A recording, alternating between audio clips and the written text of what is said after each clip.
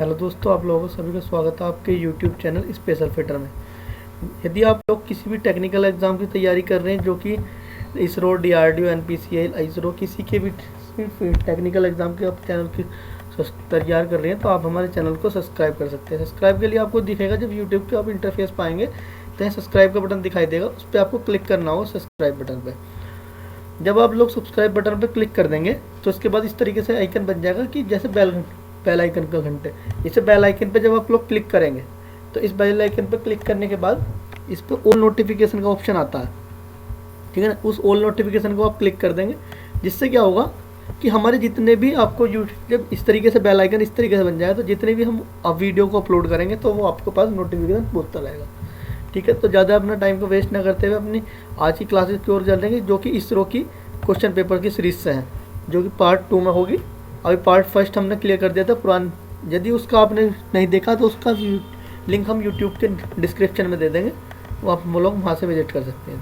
तो चलिए ज़्यादा टाइम ना वेस्ट करते हुए अपने क्वेश्चन पेपर की ओर चलते हैं, ठीक है ना। क्वेश्चन पेपर कौन से वाला होने वाला है, ये वाला आपने देख लिया, डिपार्टमेंट ऑफ स्पेस LPSC का क्वेश्चन पेपर है, जो कि 4-3 में हो चुका। एक पार्ट इसका हमने क्लियर कर दिया, आज दूसरे पार्ट पर हम इस क्वेश्चन पेपर को पूरे को क्लियर कर देंगे, ठीक है।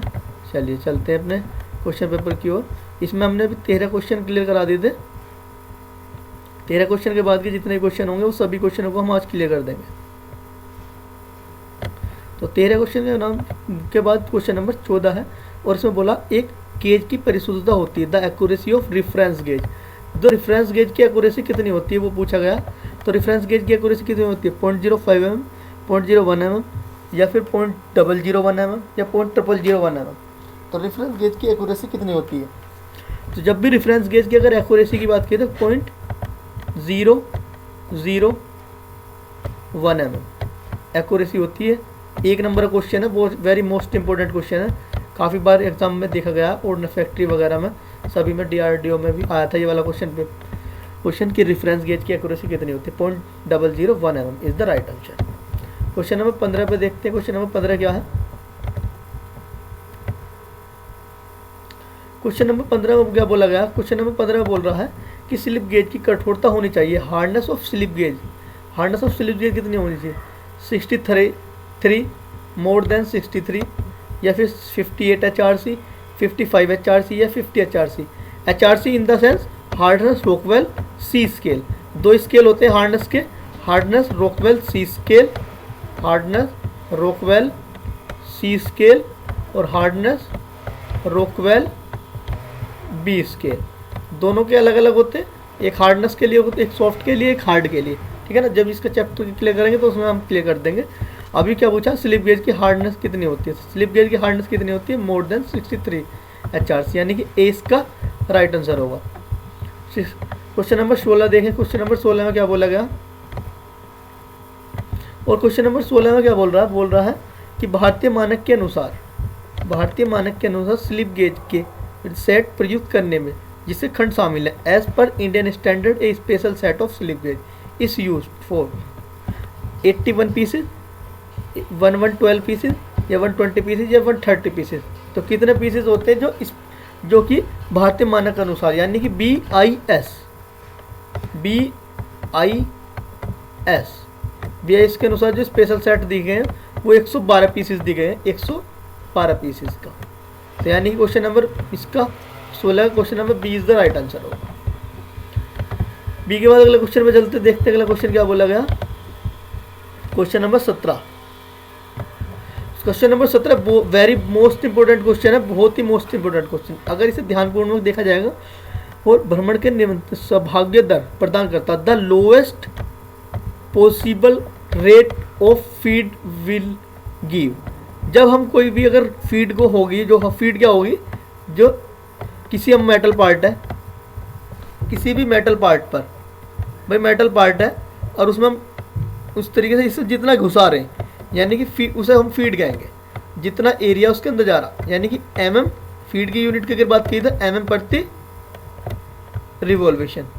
mm प्रति रिवॉल्वेशन क्या होगी, फीड की यूनिट mm प्रति r रिवॉल्वेशन, ठीक है ना। इसकी फीड की यूनिट होगी। अब क्या है, जितना फीड हम क्या करेंगे, मंदी करेंगे, उतनी फीड उतना कैसे खुरदरा होल बनेगा, और जितनी हाई करेंगे उतना स्पीड पर अगर बात की जाए स्पीड पर, अगर स्पीड हमारी स्लो होगी तो रफ होल बनेगा, जब स्पीड हाई होगी तो कैसा, अच्छा तो फिनिशिंग होल बनेगा। इन्होंने बोला कि जो फीड रेट होगा, अब जो कम से कम फीड हम देंगे तो उस पर किस तरीके की फीड पर किस गुड सरफेस फिनिशिंग आएगी, मीडियम सरफेस फिनिशिंग आएगी, पुअर सरफेस फिनिशिंग आएगी, या फिर नन ऑफ द अबव। जितना हम उसको फीड रेट हमारा कम होगा, भाई मान लीजिए 0.1 फिर 0.2 है ना, 0.1 0.2 करेंगे तो फीड रेट कम होगा तो किस तरह की फिनिशिंग आएगी, गुड सरफेस फिनिशिंग आएगी। यदि हम बाय फर्स्ट उसमें अगर हम 10 mm की फीड दे देंगे तो कैसी फीड कैसा आएगा हमारा, रफ सरफेस आएगी ना, फिर तो पुअर सरफेस फिनिशिंग आएगी। लेकिन इन्होंने कहा लोएस्ट फीड, तो लोएस्ट फीड में क्या 0.1 की फीड अगर दे रहे होंगे तो गुड सरफेस फिनिशिंग आएगी, यानी कि 17 का A is the right answer, good surface finishing is the right answer. Question number 18 देखते हैं, और 18 में देख क्या बोला गया, एक M12 इंटू 1.25 थ्रेड एक MS रोड को काट करना है। 1.25 क्या निर्दिष्ट करता है, a thread of M12 into 1.25 is but cut on MS rod what 1.25 denote. 1.25 क्या डिनोट कर रहा है, यदि हम M की बात करें तो क्या बता रहा है, ये बता रहा है कि मेट्रिक थ्रेड है, ये बता रहा है मेट्रिक थ्रेड है। 12 की बात की तो क्या बता रहा, ये बता रहा है कि मेट्रिक थ्रेड का डायमीटर जो है वो 12 mm है। कितना है, 12 mm डायमीटर। और 1.25 क्या बता रहा है, जो हमने थ्रेड काटी है, भाई थ्रेड इस तरीके से तो काटेंगे, तो इसके जो बीच का जो गैप है यानी कि पिच जो है 1.25 डिनोट करता है पिच को, किसको, पिच को, पिच डिनोट करता है 1.25, 12 डिनोट कर रहा है डायमीटर, और m बता रहा है कि मैट्रिक थ्रेड है। ठीक है, तीनों ही पॉइंट इंपॉर्टेंट है, तीनों ही क्वेश्चन यहाँ से बन जाते हैं। भाई 3 क्वेश्चन यहाँ से आ सकते हैं, तीनों क्वेश्चन मैंने आपको क्लियर कर दिए हैं। कभी आप फिर बोलें कि m मतलब metric thread, 12 means diameter, 1.25 is the pitch. तो अभी क्वेश्चन ऑप्शन देखते हैं क्या क्या, डेप्थ ऑफ थ्रेड यानी गहराई, तो गहराई तो नहीं डिनोट कर रहा कोई भी। विड्थ ऑफ द थ्रेड, क्या चौड़ाई डिनोट कर रहा, कोई चौड़ाई नहीं डिनोट कर रहा है, यानी कि दूसरा आंसर भी नहीं होगा। Pitch diameter of thread, pitch diameter of thread या फिर पिच ऑफ द थ्रेड, बोला क्या होता है ना, अब 1.25 क्या डिनोट करेगा, pitch of the thread, not for pitch diameter. Pitch diameter denote नहीं करेगा, भाई पिच डायमीटर का बनेगा, पिच डायमीटर तो यहाँ बनेगा ना, मेजर और माइनर के बीच में पिच डायमीटर बनेगा, तो पिच डायमीटर चेक करेगा, ये केवल और केवल यहाँ से और यहाँ के बीच का जो होगा इसको बताएगा 1.25 यानी कि पिच बताएगा, थ्रेड ऑफ द पिच, यानी कि 18 का D is the right answer. 18 के बाद क्वेश्चन नंबर 19 पे चलते हैं, और 19 नंबर देखें क्वेश्चन क्या है, क्या पूछा इन लोगों ने। क्वेश्चन नंबर 19 क्या बोला, एक M12 इंटू 1.25 थ्रेड को हैंड टैप से काट करने के लिए टैप ड्रिल छिद्र के आकार क्या होगा।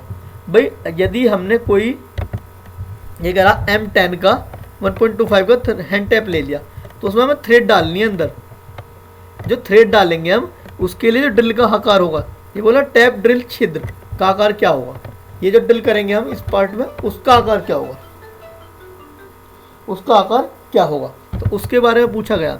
तो देखिए क्या निकालते हैं, किस तरीके निकालते हैं मैं आपको बता दूं। टैप ड्रिल साइज बराबर टैप साइज -2 इंटू डेप्थ यानी कि जितनी गहराई है उसकी इंटू पिच। यदि हमें 100% थ्रेड निकालनी है, ठीक है, 100% अगर थ्रेड निकालनी है तो ये वाला फॉर्मूला लगेगा, और यदि निकालनी है हमें 60%, टैप ड्रिल साइज बराबर टैप साइज और माइनस क्या अपनी जो हमारी पिच है, इस पर निकलेगी हमारी 60%, कितने 60%, ठीक है जी, 60% निकलेगी। तो अभी जो है जो हमारे मोस्ट ऑफ जो इंपॉर्टेंट क्वेश्चन होते हैं ज़्यादा 60% पे ही काम कर जाते हैं सभी। यदि 60% नहीं करता तो आपको 100 की ओर जाना होगा, अदरवाइज 60% पे आप क्लियर कर लेंगे। तो 60% वाले पे हम फॉर्मूले में फुट करते हैं, यानी कि टैप साइज कितना 10 है, टैप साइज 10 हो गया, और माइनस पिच कितनी दी है 1.5। जब हम 10 में से 1.5 घटाएंगे तो कितना आएगा भाई, 10 में से अगर 1 घटाएंगे तो 9 बचा, और 9 में से 5 घटाएंगे तो कितना बचेगा 8.5 mm बचेगा। तो अभी देख लीजिए आंसर आपका क्या क्या है आपके पास भाई, 9 mm दिया हुआ तो 9 mm तो नहीं होगा क्योंकि आपका 8.5 mm आया। 8.25 बिल्कुल नहीं होगा, 8.25 भी। 8.50 हाँ 8.50 हमारा आंसर आया हुआ है बिल्कुल। 9.25 नहीं है, तो क्या होगा 8.25 इज द राइट आंसर, यानी कि सी इसका राइट आंसर होगा। क्वेश्चन नंबर 20 पे चलते हैं। क्वेश्चन नंबर 20 पे देखिए क्या बोला गया, which one of the following metal does not required any coolant during reaming. अगर बहुत ही मोस्ट इंपोर्टेंट क्वेश्चन है, very very very most important question. हर पेपर में आपको ये क्वेश्चन मिलेगा ही मिलेगा, हर क्वेश्चन में। किसी भी क्वेश्चन पेपर को उठा के देख लीजिए, किसी भी क्वेश्चन पेपर को, हर क्वेश्चन पेपर में ये आपको क्वेश्चन मिलने वाला कि निम्नलिखित इसमें से कौन सी धातु की रीमिंग के दौरान किसी भी शीतलक की आवश्यकता नहीं होती। अब यहाँ रीमिंग हो जाए या फिर ड्रिल हो जाए, क्या ड्रिल हो या फिर रीमिंग हो, किस धातु होगी जिसमें शीतलक की आवश्यकता नहीं होगी। एल्युमिनियम, तो एल्युमिनियम में तो आप लोगों को पता होना चाहिए कि किसकी यूज किसकी रिक्वायर्ड है। एल्युमिनियम में किसकी जरूरत पड़ती है, मिट्टी के तेल की। किसकी जरूरत पड़ती है, मिट्टी के तेल की। मिट्टी के तेल की, थोड़ा माइंड ना करें क्योंकि इसमें लिखने में थोड़ा हो रहा है। और कास्ट आयरन के लिए किसी प्रकार की कूलेंट की रिक्वायर्ड नहीं होती है। अगर बात करें कॉपर की, तो कॉपर के लिए भी मिट्टी के तेल की रिक्वायर्ड होती है। स्टील के लिए किसका प्रयोग करते हैं, सोल्यूबल ऑयल, सोल्यूबल ऑयल, है ना। तो इसलिए राइट आंसर क्या होगा इसका 20 का 20 का राइट आंसर होगा कास्ट आयरन। अब चाहे वो रीमिंग पूछ ले चाहे आपसे ड्रिल पूछ ले, तो क्या लगाना है, सीधा सीधा कास्ट आयरन। ठीक है, अगले पॉइंट पे चलते हैं। 21 नंबर क्वेश्चन, 21 नंबर देखिए क्वेश्चन बिल्कुल सेम वही निकल कर आ गया जो अभी मैंने आप लोगों को ऊपर बताया। टैपिंग कॉपर एवं एल्युमिनियम के लिए शीतलक कौन सा है, what coolant is recommending for tapping copper और एल्युमिनियम। तो अभी आपको मैंने बताया था क्या होगा, kerosene is the right answer. भाई मिट्टी का तेल, कॉपर हो या फिर एल्युमिनियम हो, किसका लगाएंगे, मिट्टी का तेल लगा देना है। जबकि लोड ऑयल कोई नहीं होता, ड्राई किसके लिए, कास्ट आयरन के लिए। सोडा वाटर किसी के लिए नहीं होता। अगले क्वेश्चन में चलते हैं 22 नंबर। क्वेश्चन नंबर 22 क्या बोला गया, एक छिद्र जो एक घटक के पूर्ण गहनता से नहीं बना हुआ उसे कहते हैं। एक जो छिद्र बना है, भाई हमारा मेटल पार्ट है ये वाला, ये मेटल पार्ट है, ठीक है। अब इसमें क्या हुआ, हमने कोई छेद गाड़ा, छेद करा और छेद किया हुआ इस तरीके से छेद बनाया, ठीक है। तो यानी कि ये पूरी गहराई में नहीं बना ये वाला छेद। तो इसी पूछ रहा है कि एक छिद्र जो एक घटक की पूर्ण गहनता यानी कि गहराई से नहीं बना हुआ उसे कहते हैं core hole, blind hole, pin hole या फिर बोर होल। जब यदि हम बात करें जाए जब हमारा होल पूरा नहीं बनता तो हम बोलते हैं ब्लाइंड होल, यानी कि डिस्क का राइट। जब पूरा होल बन जाए तो उसे होल फुल्ली होल बोलेंगे, है ना। कोर होल को कौन सा होगा, जो उसकी कोर से टच कर रहा होगा कोर होल तो होगा, तो कोर होल कुछ नहीं होता। Blind hole is the right answer, जो इसका पूर्ण गहनता में नहीं बना। क्वेश्चन नंबर 23 पे चलते हैं। एक फाइल के कर्तन कार्रवाई डॉट डॉट पर आधारित है। भाई कटिंग किस पे डिपेंड करेगी, the cutting action of file depend on, किस पर डिपेंड करने वाली है, कतरन के प्रकार एवं दांत के अंतरण यानी कि cut and spacing of teeth. एक फाइल है मान लीजिए ये वाली, इस पर कितने किसका कट है, सिंगल कट है ना, ये सिंगल कट है तो डिपेंड करेगा सिंगल कट है भाई, डबल कट है। स्पेसिंग क्या है, इनके बीच की जो दूरी है वो कितनी है, इस पर भी डिपेंड करेगा। Arrangement of teeth of file, किस तरीके का अरेंजमेंट है टीथ का, यानी पूरा टीथ कितने का, 200 400 500 उसके। तो size of shape of file है ना, आयताकार क्रॉस सेक्शन में या फिर वर्गाकार क्रॉस सेक्शन में, ये भी करेगा। तो किस पे डिपेंड करेगा, ऑल ऑफ द अबव, यानी कि सभी चीज़ पे डिपेंड करेगी क्या, कटिंग एक्शन। कटिंग एक्शन पे कट पे स्पेसिंग पे भी डिपेंड करेगी, टीथ ऑफ फाइल पे भी डिपेंड करेगी, साइज और स्पेसिंग पे भी डिपेंड करेगी। तो यानी कि 23 का डी इसका राइट आंसर होगा। थोड़ा शोर आ रहा है उसके लिए ध्यान क्वेश्चन पेपर की ओर जाए। क्वेश्चन नंबर 24 क्या कह रहा है, ट्विस्ट ड्रिल के मुख्य भाग की संपूर्ण लंबाई में प्रदत्त खांचों को कहते हैं। तो जो हमारा जो ट्विस्ट ड्रिल होता है, मैं ट्विस्ट ड्रिल बना लेता हूँ छोट बिल्कुल हल्का, मैं इसको बिल्कुल क्लियर कर लेते हैं ना। ये हमारा टैंक हो गया और ये हमारा सैंक हो गया, ठीक है। और इसके बाद मैं एक काम कर, दोबारा बनाते हैं इसको, हम पूरा अच्छे से बनाते हैं भाई। ये हमारा हो गया एरिया हमारा टैंक का, ठीक है। इसके नीचे क्या आएगा, सैंक आएगी, इसके नीचे सैंक आ गई, ठीक है। इसके नीचे सैंक होगी, फिर यहाँ पे क्या होगा, नेक होगा या फिर रिसीज होगा, नेक और रिसीज होगा। इसके नीचे क्या होगा, ये सारी हमारी बॉडी होगी। मैंने आपको बिल्कुल क्लियर करता हुआ चल रहा हूँ, बिल्कुल एक एक पॉइंट होगा, ध्यान से समझना, क्लियर हो जाएगा। एक बार क्लियर करने के बार बार क्लियर करने की जरूरत नहीं पड़ेगी। ये हमारा एक पॉइंट हो गया। अब क्या है, इसमें जो फ्लूट्स कटे हुए, बॉडी में जो ऐसे ऐसे ग्रुप कटे हुए, तो उसको ये पूछ रहा है, तो उसे क्या कहते हैं, ग्रुप जो करे हुए उसे क्या कहते हैं, फ्लूट्स कहते हैं उसे। लिप की बात की जाए, लिप कौन सा होगा, जो यहाँ होगा इसका एरिया। मार्जिन क्या होगा, जो फ्लूट्स के ऊपर हल्का सा उभरा भाग होगा 1 से 2 mm का, 1 से 2 mm का मार्जिन का।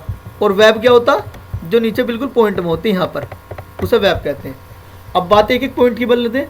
ये वाला जो भाग है इसका ये वाला भाग क्या कहलाता है, टैंक कहलाता, जो कि हमारे स्लोट में फिट हो जाता। इसे हम क्या कहते हैं, सैंक कहते हैं।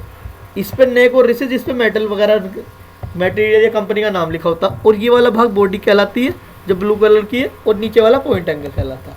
तो इस तरीके से सारे पॉइंट्स को क्लियर कर लिया। और ड्रिल का जब थ्योरी में हम ड्रिल को क्लियर करेंगे तो हम एक एक पॉइंटों को और टच कर देंगे अभी, है ना। तो अभी हमने क्वेश्चन पेपर के हिसाब से आप लोग बता दें, अन्यथा वीडियो काफ़ी लंबी हो जाएगी।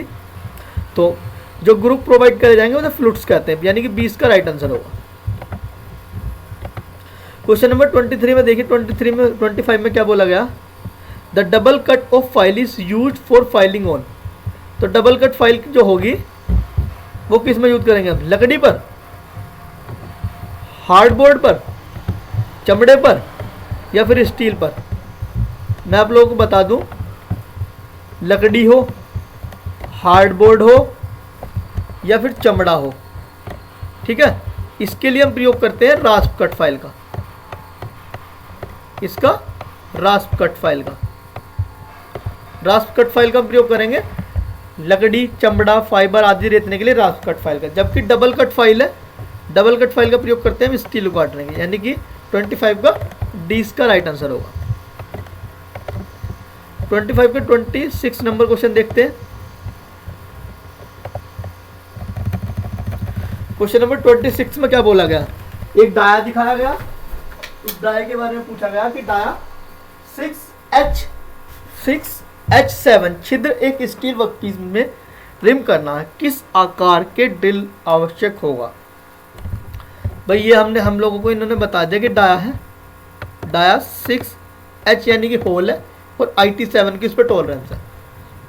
उसका हमें रीमिंग साइज पूछ रहा है। तो रीमिंग साइज हमें निकालने के लिए फॉर्मूला होता, रीमिंग साइज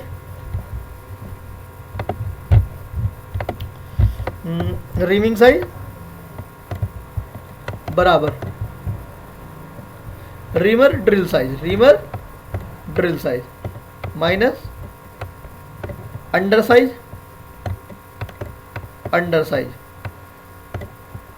साइज बहुत ही मोस्ट इंपोर्टेंट फॉर्मूले हैं ये, सभी आप लोगों को पता होने चाहिए। अंडर साइज प्लस ओवर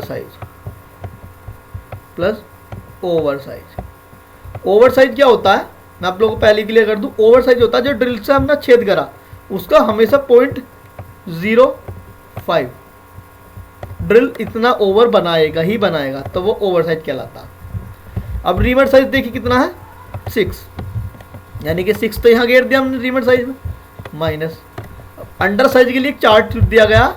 वो चार्ट किस तरीके से होता है, जैसे मान लीजिए 1 से 5 mm तक के लिए 0.2, 5 से 20 के लिए 0.2 से 0.3 तक, ठीक है ना। इस चार्ट को आप देख लेना इस तरीके से, फिर 20 से 50 के लिए 0.4 से 1 mm तक, इस तरीके से चार्ट होता है, ये आप लोगों को बुक में मिल जाएगा आराम से, है ना। और अदरवाइज मैं इसका अभी यहाँ पे चार्ट को दिखा दूंगा, उससे कोई दिक्कत नहीं है ना। फिर अंडर साइज कितना हो 0.2 प्लस ओवर साइज मैंने आपको अभी बताया 0.05 mm, 0.05 यानी कि 6 माइनस 0.25। जब 6 में 0.25 घटाएंगे तो कितना बचने वाला हमारे पास 5.75 हमारे पास बचेगा। अब देख लीजिए 5.75 का आंसर है क्या, 5.5 है, तो 5.5 तो भाई नहीं है आंसर। 5.8 अप्रोक्सीमेटली है, हाँ। 6 तो बहुत दूर हो जाएगा, तो ये भी नहीं होगा। 6.2 ये भी नहीं होगा, तो क्या होगा राइट आंसर भाई 5.75 हमारा राइट आंसर। 5.75 आ रहा है हमारा आंसर आ रहा है 5.75, लेकिन इन्होंने 5.8 दिया, तो इसलिए बी राइट आंसर होगा इसका, है ना। 26 नंबर देख के बाद 27 नंबर क्वेश्चन देखते हैं।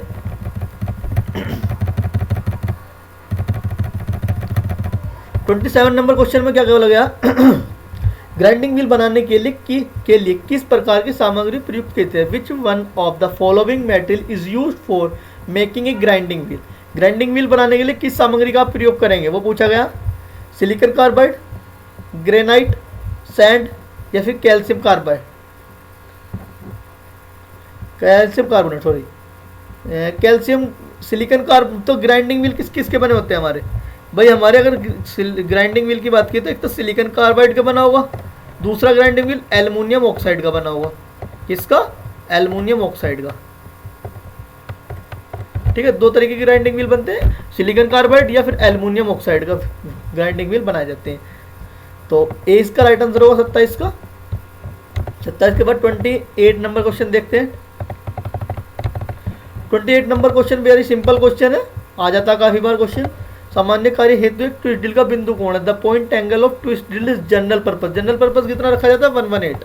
मैं इस चीज़ के लिए एक चीज़ और बता दूं, यहाँ से आपको रिलेट करा देता हूँ, क्योंकि यहाँ से अगर आपको मैं रिलेट करा दूंगा तो वो आपको ज़्यादा याद रहने वाला। जैसे कि यदि मान लीजिए कोई मेटल हमारा हार्ड है, ये मेटल हमारा हार्ड है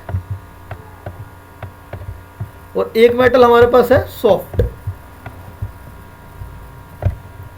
कैसा, सॉफ्ट। अब एक मेटल हमारे पास हार्ड है और एक सॉफ्ट है, तो जैसे जैसे मेटल हमारा हार्ड होता चला जाएगा तो ये जो पॉइंट एंगल होगा ना ये बढ़ता चला जाएगा। क्या करते हैं, बढ़ता चला जाएगा। जैसे स्टेनलेस स्टील के लिए अगर बात की जाए तो कितना होगा 140 हो जाएगा, ठीक है।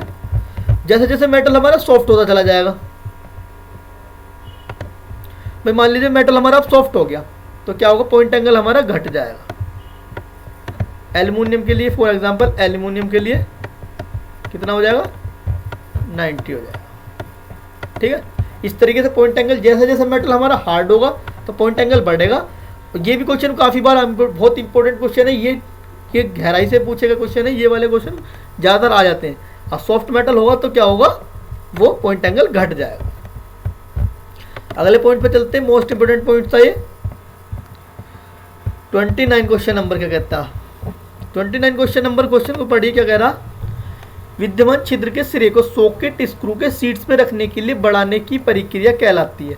The process of enlarging the end of axis hole accommodately the head of socket screw is called. जब हमारा कोई ड्रिल का होल क्या हुआ, ये हमने एक ड्रिल होल कर दिया और इसमें क्या करा हमने, इस तरीके से एक सॉकेट हेड स्क्रू को बैठाना। तो यहाँ पे क्या हमने थोड़ा सा नीचे को उसे एक एंड में इतना गहराई कर लिया, जबकि यहाँ ड्रिल हमने इस तरीके का किया था, लेकिन हमने ड्रिल इस तरीके का बना लिया, थोड़ा गहराई में कर लिया। तो उस प्रोसेस को कह रहा है जिससे कि हमारा जो सॉकेट हेड स्क्रू है, हेड ऑफ सॉकेट स्क्रू है, वो उसमें बैठ सके स्थान में, है ना। तो उसे क्या बोलेंगे, स्पॉट फेसिंग। स्पॉट फेसिंग क्या होता है, जो किसी को ड्रिल कर देते हैं उस पर जो बर वगैरह आ जाती है उसे फ्लैट करने के लिए बिल्कुल बर का प्रयोग, तो स्पॉट फेसिंग का प्रयोग है। बोरिंग क्या होता है, जब इसको ड्रिल को हमें और बड़ा करना होता है। जबकि काउंटर बोरिंग क्या होता है, इसको एक एंड को बड़ा करना, जो इन्होंने बोला एक एंड को बड़ा करना है, तो काउंटर बोरिंग। जबकि अगर बात करते काउंटर सिंकिंग तो क्या होता, एक ड्रिल को एक टेपर कर देते, इस तरीके से तिरछा कर दिया जाता, ठीक है ना, तो उसे काउंटर सिंकिंग बोलते हैं। तो यहाँ भी एक एंड को बड़ा करना है और एनलार्ज करना है एक एंड पे, तो क्या होगा, counter boring is the right answer, यानी कि 29 का C is the right answer. Question number 30 देखते हैं। क्वेश्चन नंबर 30 क्या होगा? आई थिंक वीडियो काफ़ी लंबी हो जाएगी, लेकिन सभी क्वेश्चन इतने मोस्ट इंपॉर्टेंट है कि मैं छोड़ नहीं सकता हूँ, है ना। यदि मैं थोड़ा सा ध्यान से आप लोगों को देखना है, बस एक ड्रिल के एक संपूर्ण परिक्रमण में जॉब में विकसित करने की प्रक्रिया कहते हैं। The distance a drill advance into the job in one complete revolution is known as. अभी मैंने आप लोगों को क्लियर कराया था कि कोई जॉब है हमारी, ये जॉब है, इसके अंदर हमारा ड्रिल जितना अंदर चला जाएगा, यहाँ पे जितना अंदर आ जाएगा उससे क्या बोलेंगे हम? फीड बोलेंगे। तो यही चीज़ उन्होंने बोली कि ड्रिल जो है एक जॉब में एक कंप्लीट रिवॉल्वेशन में जितना अंदर चला जाएगा, है ना, उसे क्या बोले? फीड। फीड की यूनिट क्या थी? mm प्रति रिवॉल्वेशन, mm प्रति रिवॉल्वेशन। ठीक है जी। क्वेश्चन नंबर 30 के बाद 31 नंबर क्वेश्चन क्या है?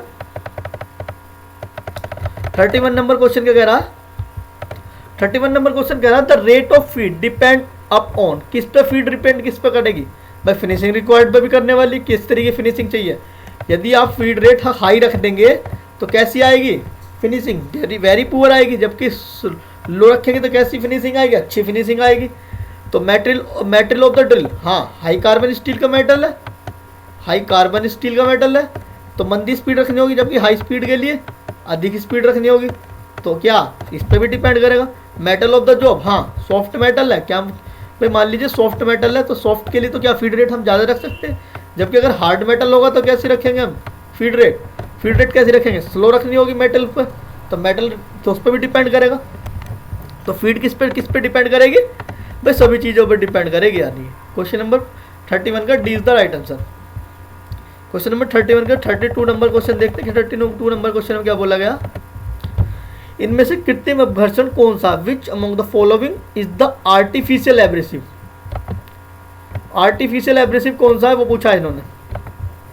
आर्टिफिशियल एब्रेसिव, हमने एब्रेसिव को दो भागों में बांटा गया, आर्टिफिशियल और एक नेचुरल। आर्टिफिशियल और नेचुरल।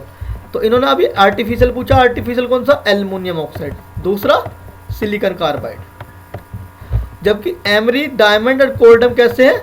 ये नेचुरल एब्रेसिव के अंतर्गत आते हैं। ये एब्रेसिव थोड़े ठीक नहीं होते, इनके ग्रेन साइज शार्प भी नहीं होते, ये अपने हम इच्छा अनुसार बना लेते हैं सिलिकॉन कार्बाइड और एल्युमिनियम ऑक्साइड को, है ना। 32 नंबर के बाद 33 नंबर क्वेश्चन देखते हैं। 33 नंबर देखिए क्वेश्चन, बहुत ही मोस्ट इंपोर्टेंट क्वेश्चन है और इसमें क्वेश्चन ज़्यादातर क्वेश्चन गलत हो जाता है। एक डाई नट नथिंग बट, एक डाई नट कुछ नहीं है, नट के आकार की एक डाई है। डाई नट कुछ नहीं है, नट के आकार की डाई है जो कि इस तरीके से होती है हेक्सागोनल शेप में। ठीक है, हेक्सागोनल शेप में होती है और इसमें 4 से 6 फ्लूट्स होते हैं, 4 फ्लूट्स या फिर 6 फ्लूट्स। इसको अगर यूज की बात की तो इसे स्पैनर द्वारा यूज किया जाता है, स्पैनर द्वारा। किसके द्वारा? स्पैनर के द्वारा। इस चीज का भी याद रखना कि स्पैनर द्वारा हम किसके ऊपर रखें? डाई नट को। अब डाई नट कुछ नहीं है, नट के आकार की एक डाई है। तो पढ़ लेते हैं, एक नट जो डाइस के उपयोग में फोर्ज है, एक नट के आकार में एक डाई है।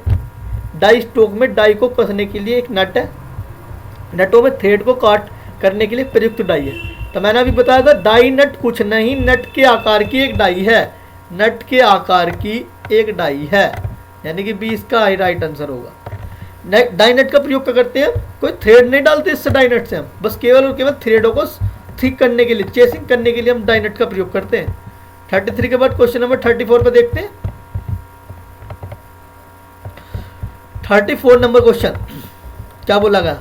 ए warding file is similar to, किस तरीके की होगी? Flat file but uniform width, hand file but narrow width, flat file of thinner और थिकनेस, या flat file bit thinner and uniform is thickness.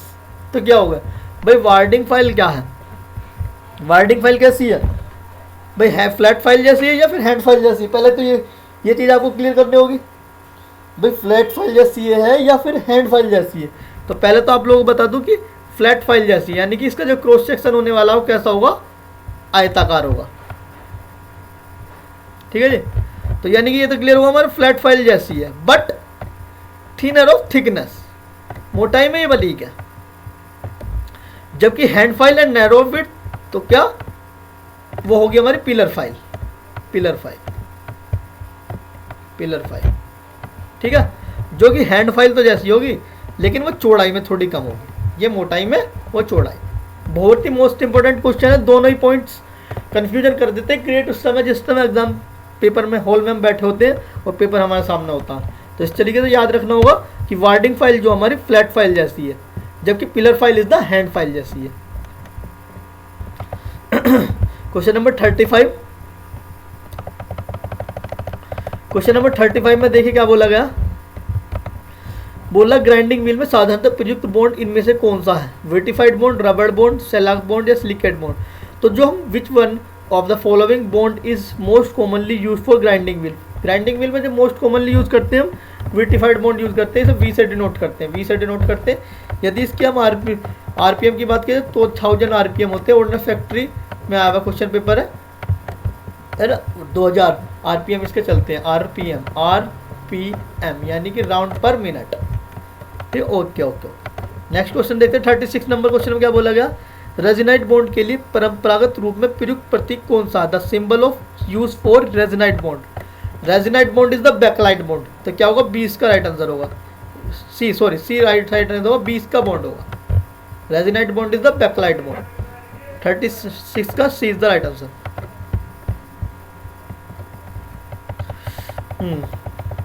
37 number question देखते हैं, और 37 नंबर क्वेश्चन में क्या बोला गया, एक एल्युमिनियम ब्लॉक को स्मूथ फिनिशिंग में काट करने के लिए इनमें से कौन सा कट अनुयोजन है for cutting on aluminium block smooth finishing, which one of the following cut off file most suitable.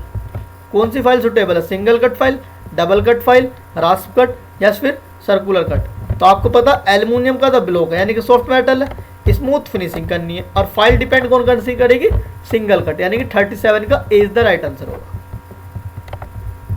37 के बाद 38 नंबर क्वेश्चन देखते हैं, और 38 नंबर क्वेश्चन में क्या बोला गया, एक हैंड रीमर मशीन रीमर से कैसे भिन्न है। भाई एक हैंड रीमर और मशीन रीमर से कैसे भिन्न होगा, जब हैंड रीमर की जो लीड होगी, ये जो टेपर लीड होती है वो बड़ी होती है, जबकि मशीन रीमर की छोटी टेपर लीड होती है, ठीक है ना, इतना सा पॉइंट ही होता। तो large bevel lead of the cutting edge, कर्तन कोर के लिए वृत्त bevel lead, more number of cutting teeth, less number of cutting teeth, unequal spacing of cutting teeth. क्या हुआ, एक हैंड रीमर मशीन रीमर से कैसे भिन्न है, तो क्या, large bevel lead of cutting edge, A is the right answer. 38 का ये राइट आंसर होगा कि हैंड रीमर की जो टेपर लीड होती है बड़ी होती है, जबकि मशीन रीमर की टेपर लीड छोटी होती है, ठीक है ना।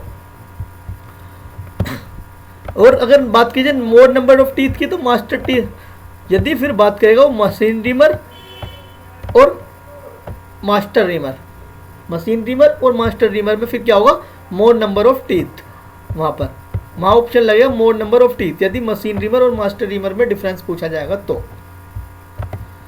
क्वेश्चन नंबर 38 के बाद 39 नंबर क्वेश्चन है, 39 नंबर क्वेश्चन क्या बोला गया, एक ग्राइंडिंग व्हील के फटन क्या है, what is the bursting of grinding wheel.